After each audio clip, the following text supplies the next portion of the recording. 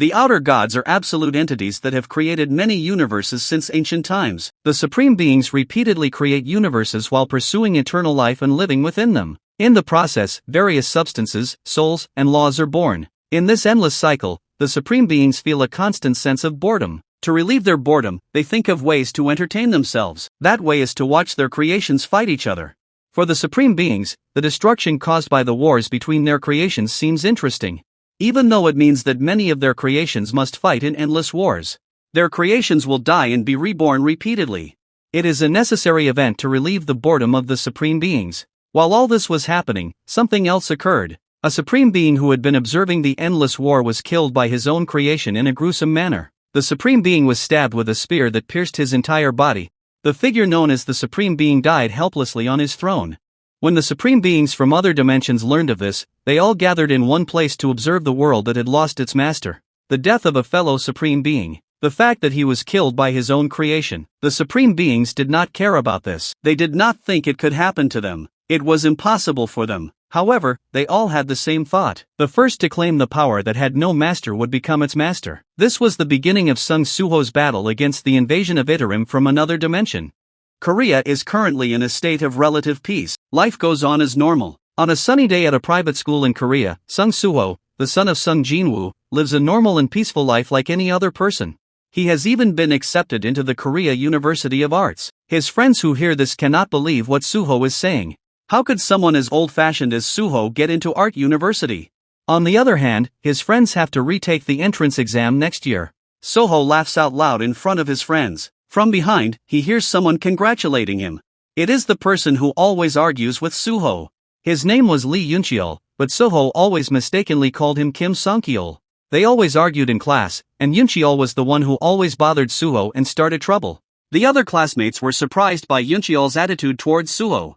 Even though Suho was just an ordinary student who had lost both his parents. Suddenly, Yuncheol ran and was about to hit Suho. But Suho quickly dodged the punch and kicked Yuncheol hard in the face with his knee. Suho was annoyed with Yuncheol's behavior, who always caused trouble for no apparent reason, and asked him to stop acting up before graduation. But what happened surprised Suho. The hard kick that landed on Yuncheol's face was blocked and had no effect at all. Yuncheol himself was surprised by what happened to his body. His body felt full of strength. An aura even appeared from his clenched fist. Yuncheol didn't feel any pain from Suho's kick. He was about to retaliate with a powerful punch. A very hard punch was aimed at Suho, but he was still able to dodge it. Suho was very surprised by Yuncheol's sudden change in strength. The other friends were also surprised by Yuncheol's strength. The blow punched a hole through the metal locker. Yuncheol was speechless at the power that had surged from his body. Suho was also shocked to see Yuncheol's strength and could only sit there. 2 years have passed, and Suho is now a sophomore at Korea University of Arts. On his way home, he is stopped by a familiar phenomenon. A gate appears around the campus area. The instructor directs the students in the area to stay away, including Suho, who happens to be passing through. However, the students gather around the gate because they know that a group of hunters are conducting a raid inside the gate. The gate that appeared was a D-rank gate, and it had been 8 hours since the hunters entered. The students joked about whether the school would be destroyed by the appearance of the gate. They were happy if the school was really destroyed so they could have a long vacation. There were also those who believed that the hunters would succeed in securing it. Suho, who was there, was worried about the increasingly frequent appearance of the gate.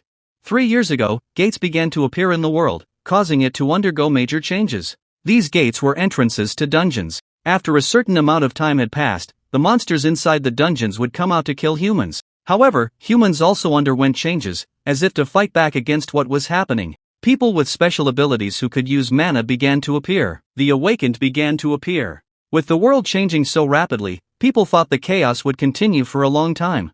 A hunter named Wajinshil then founded the Hunters Association, gathered the awakened, and created a profession called hunters, quickly ending the chaos sooner than expected. Now, the people of the world are divided into the awakened and the unawakened.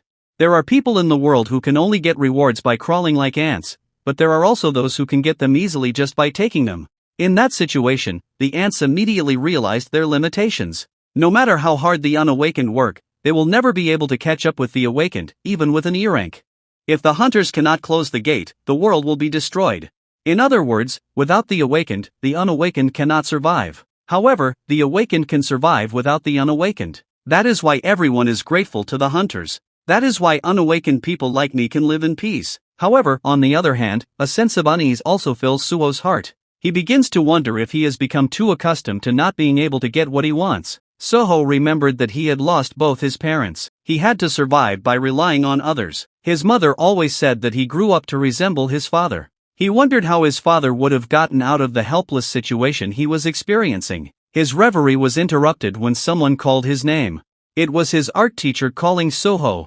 He thought Suho was so focused today that he wasn't paying attention to his surroundings. His teacher asked what Suho was drawing that made him so focused. Suho was just drawing what was in his mind, which was an ant. However, according to his teacher, the drawing looked more like a human ant. Suho himself was also confused as to why he drew it that way. It turned out that the human ant drawn by Suho was Baru, one of Sung Jinwo's strongest shadow army members. Suho's subconscious made him draw Baru. Currently, the gate that opened around the campus was still heavily guarded. The hunters who went on the raid have returned and were warmly welcomed by the community. From the results of the raid, they wanted to report to the Hunters Association that they had encountered a new type of monster. The monster was a humanoid with blue flames blazing from its eyes and mouth. It attacked with its claws and fangs. However, its attacks were not strong. Even so, Kim Jong-soo, the leader of the raid, received a scratch on his arm, but he was still fine. The scratch wound caused by the humanoid was still wet. Suddenly, blue flames similar to those emitted by the monster they were fighting appeared from the scratch wound. At the same time, Kim Jong-soo lost consciousness. He dropped the sword and shield he was holding. The other hunters passed by, thinking he was just tired. The instructor who was talking to Kim Jong-soo thought so too. But suddenly, Kim Jong-soo attacked the instructor with a bite. He turned into a monster similar to the humanoid they were fighting in the dungeon. His eyes and mouth emitted blue flames. The instructor died instantly from the monster's bite, while the other hunter members just stared in shock at the rapid turn of events. Everyone around was shocked by what had happened. Their leader had suddenly attacked and brutally killed the instructor. Moments later, the hunter members realized the same transformation as the monster in the dungeon had occurred in him, and he too was attacked with a vicious bite. Unable to fight back, the hunter was also killed by the monster. Seeing this horrific scene, everyone nearby scattered to escape from the monster. The humans who had been bitten were infected and turned into humanoid monsters that emitted blue flames from their bodies. They began to attack and chase the humans who were there. The screams of the people being attacked could be heard all the way to the classroom where Sung Suho was studying. The students were curious about the noise and looked out the window. They were shocked to see what was happening outside. People were attacking each other, screaming in pain as blue flames shot out of their eyes and they turned into monsters. The students who saw this couldn't believe their eyes and thought it was a dungeon break. They panicked and were confused about whether to leave immediately or wait for help from the hunters. In their panic, the students asked their teacher, who was an awakener, to take action.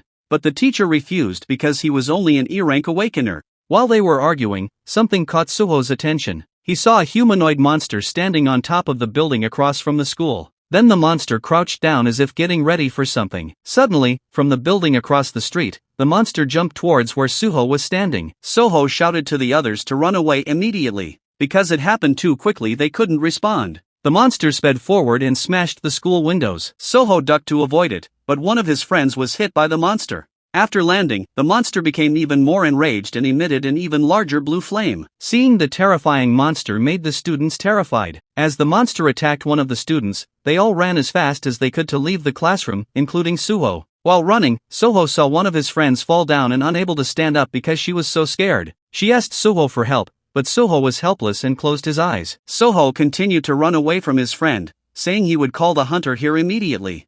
After leaving his friend in danger, Suho thought about what justified his actions. He couldn't do anything because he wasn't an awakener. Suho's heart conflicted with his mind. He should have done the best he could even though he wasn't an awakener. Suho remembered his father. What his father would do if he were in that situation. Suho remembered his father even more. The monster that had been attacking the student was now finished. Now the student Suho had left behind was facing that terrifying monster, and she could only give up and cry. The monster began to rage again when it saw its prey in front of it. The monster charged forward to attack, and she could only scream in fear. The monster immediately attacked with its sharp teeth, but a red object approached the monster's head. Bam! Suho returned and immediately hit the monster's head hard with a fire extinguisher. He was sure that if his father were in his current position, he would do the same thing. As a result of Suho's brave actions, he had met all of the requirements to complete the secret quest Courage of the Weak.